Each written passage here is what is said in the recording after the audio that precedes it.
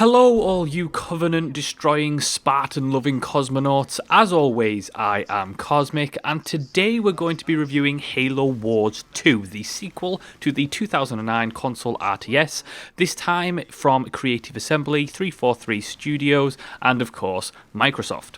Now, the inclusion of Creative Assembly's involvement with the second game certainly piqued my interest when they announced that, and although I certainly did enjoy the first game, and I played it both on PC and on console, it certainly had several flaws, and I felt overall that while it was a good implementation of a Halo franchise into an RTS, and it was a good implementation of a console RTS, probably one of the best I've ever seen thus far, the problem with it was that overall I felt that mechanically the game was fairly shallow.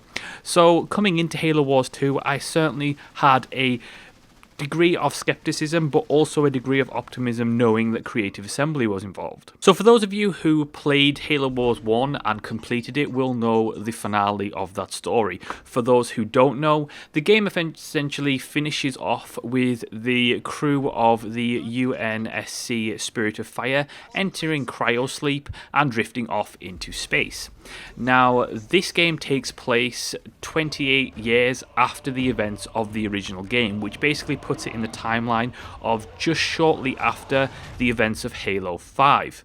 You once again play as the Spirit of Fire and its crew and various soldiers and squads, and what happens is they are pulled from drifting into space to the Ark, and the crew starts to wake up. The AI has destroyed itself, and they find themselves at this Ark, which is a Forerunner installation, which is basically the giant machine that created the Halo rings, for those of you who don't know. And upon your arrival, and as the crew wakes up, you find that the human research settlements on the Ark itself have all been destroyed, and you find that a new enemy has come to the forefront. Now, during the Covenant's long reign, essentially a brute warlord named Atriox rose to power because he decided that, F the Covenant, I don't like these guys, they send me and my brothers to die all the time. And he rose to power and fought back and separated from the Covenant and created a faction known as the Banished. So you and this crew of the Spirit of Fire are pulled into the Ark, and then you quickly find out that Atriox is there with his Banished and he's trying to take over the Ark. And so begins a battle against the Banished and the Warlord Atriox for basically to save the galaxy once again. Now, one of the staples of the Halo Wars game was the fact that it came out at a time when they only had a couple of Halo games out, and the only Spartan that was left alive at that time was, of course, the Master Chief.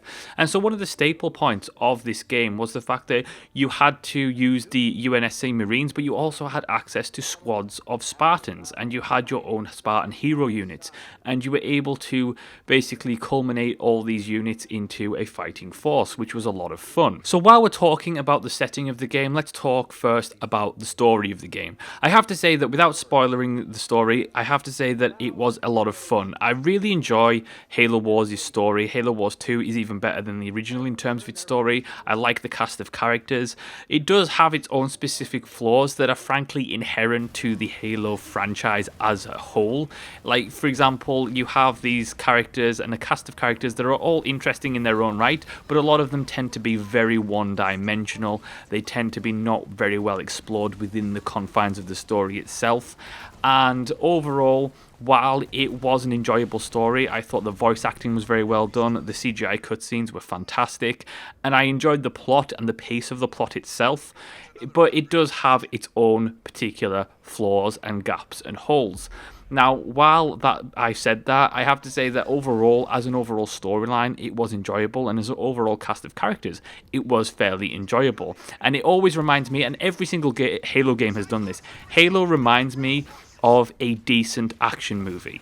That you have a plot line, you have a cast of characters that tends to be not very in-depth, and you can watch this action film or a sci-fi film that's just, it isn't the best thing in the world, but it's not the worst thing in the world, and you just come away from it going, well, that was an enjoyable experience, but it wasn't, oh, I can talk about that for hours and hours and hours. It was just, yeah, that was a good experience. And that is very much the case with the plotline, the story, the writing, and of course the voice acting in the actual game itself. But enough about that, let's get on to the core gameplay itself. Now, for those of you who have never played Halo Wars before, you need to come into this game understanding that this game was primarily designed from the ground up to be used on a console, which means that even if you're using a keyboard and mouse, which is the more proficient and ultimately the better way to play this game because it is inherently still an RTS and you still have to control a bunch of units, ultimately you have to realize that there are going to be things, particularly in the UI,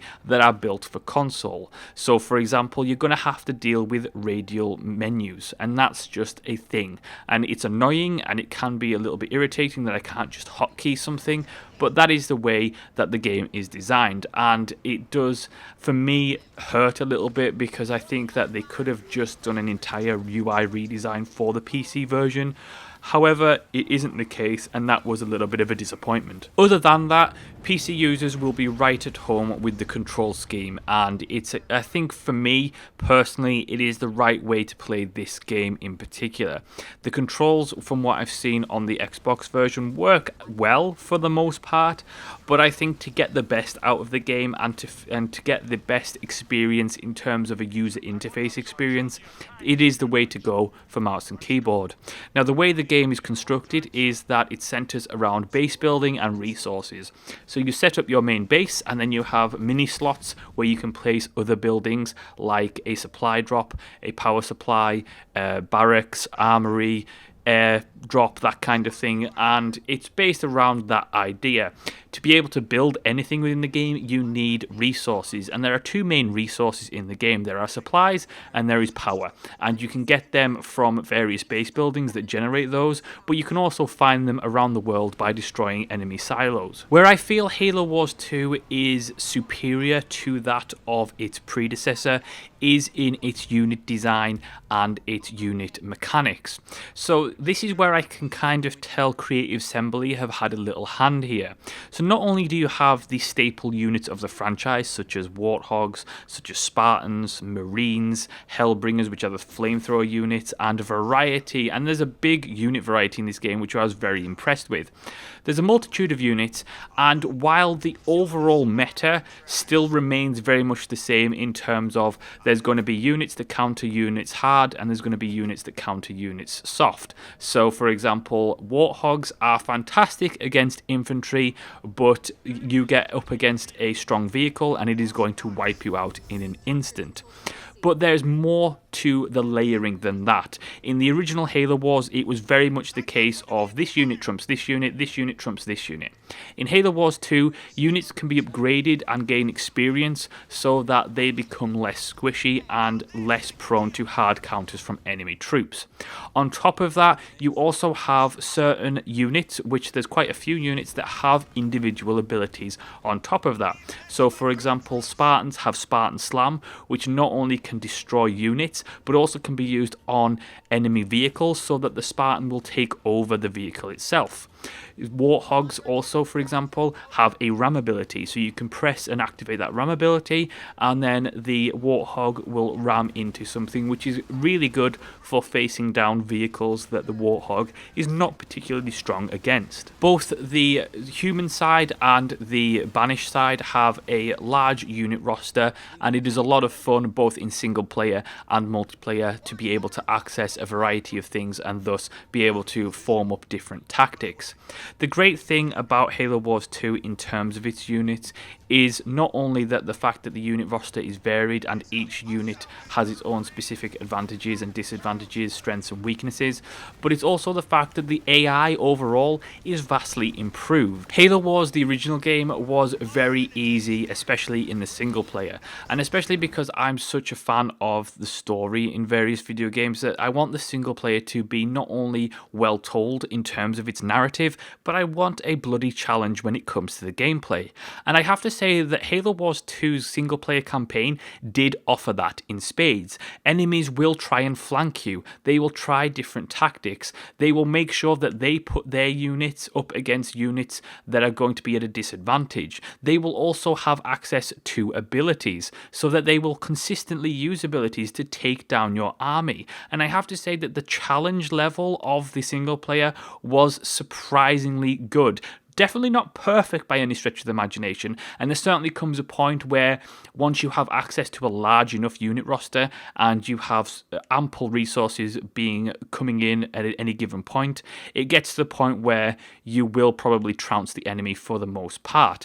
But there are periods in that game, even in the later levels, when you're much more advanced in terms of your own ability to manage your forces, where the enemy AI and the way that the levels are designed and the way that the enemy engagements are set up, it will surprise you from time to time, and you can think that you have an overwhelming force and the enemy utterly wipe you out to a single Spartan. You will also have access on top of all of that to leader abilities, which will grant you various things such as a healing arc, or you can call down archer missiles from the Spirit of Fire in orbit, and these all help to really broaden the gameplay and help you with situational moments.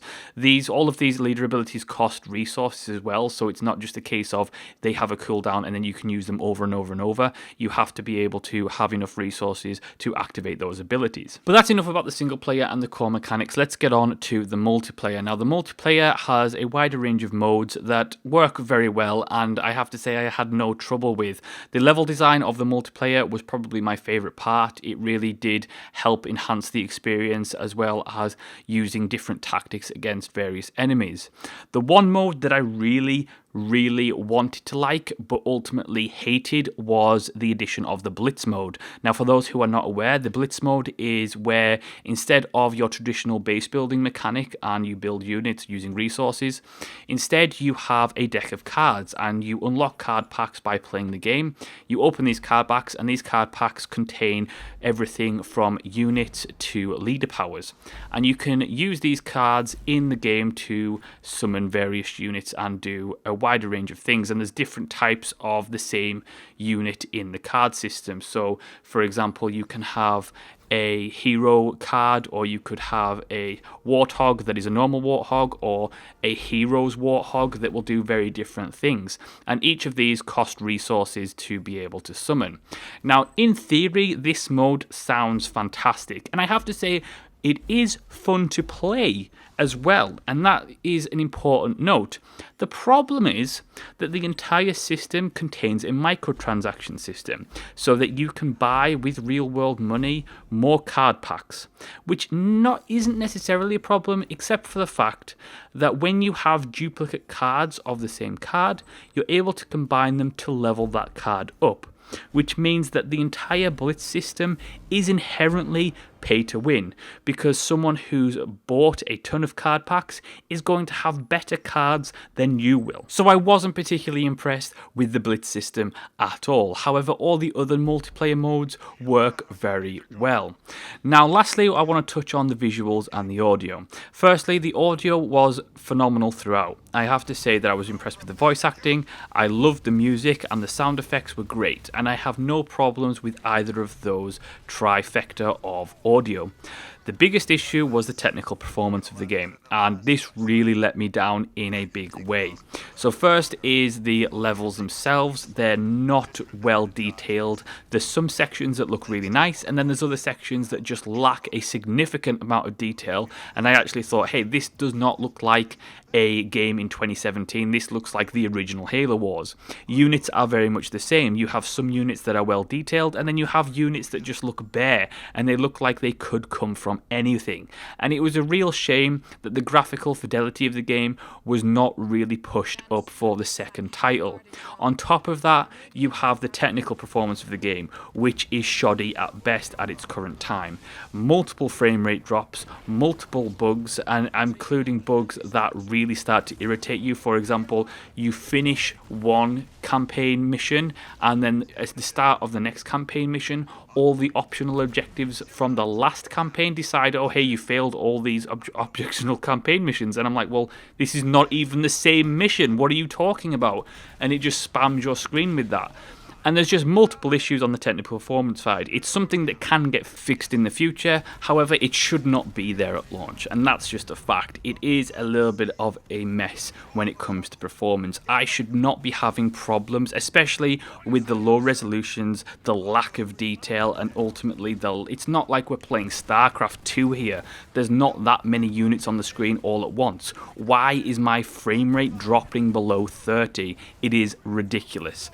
And so I was very unimpressed by that fact. That all being said, however, I do enjoy the game. I thought it has a great single player campaign with some moments in the levels themselves and encounters in the levels, let's say that I don't want to spoil, but I will say that it was a lot of fun to play through. The story was well told, like I said, and I enjoyed the core mechanics of the game. Is it the most in-depth RTS ever in the world? No, of course not. It's a game that is designed to be played on PC and console, so there are going to be compromises. However, if you are a fan of the original Halo Wars, then there are significant improvements in terms of the core mechanics here. If you're a fan of the Halo franchise as a general rule, you will certainly enjoy the story and much of the gameplay. If you are looking for a really in-depth RTS strategy game, then you're probably best off looking elsewhere. You ultimately need to decide, understand what this is and what it isn't. For me, while I would say that the multiplayer is probably where you're going to get the replayability and the longevity, until they fix that pay-to-win issue with the Blitz mode, then for me, while it can be enjoyable, I wouldn't see this game holding a long shelf life in terms of its multiplayer. The single player is probably where the core most fun factor comes in terms of enjoyment, and for that reason I would certainly say if you're a big Halo fan, go pick it up right away. If you're unsure, definitely wait until it's on sale or the price has dropped, because it's a game that certainly is worth experiencing and has enough polish in its core mechanics to make it enjoyable for the majority of people, especially even if you don't enjoy traditional RTS games. This might be right up your alley. But other than that, because of the technical performance of the game, because of the graphical issues, I have to say that as a general rule, I would say wait until it has been improved. And that is my review of Halo Wars 2. Thank you so much for watching and listening. If you enjoyed the video, make sure to subscribe, hit that like button, share on social media, places like Reddit, and as always, I will see you next time.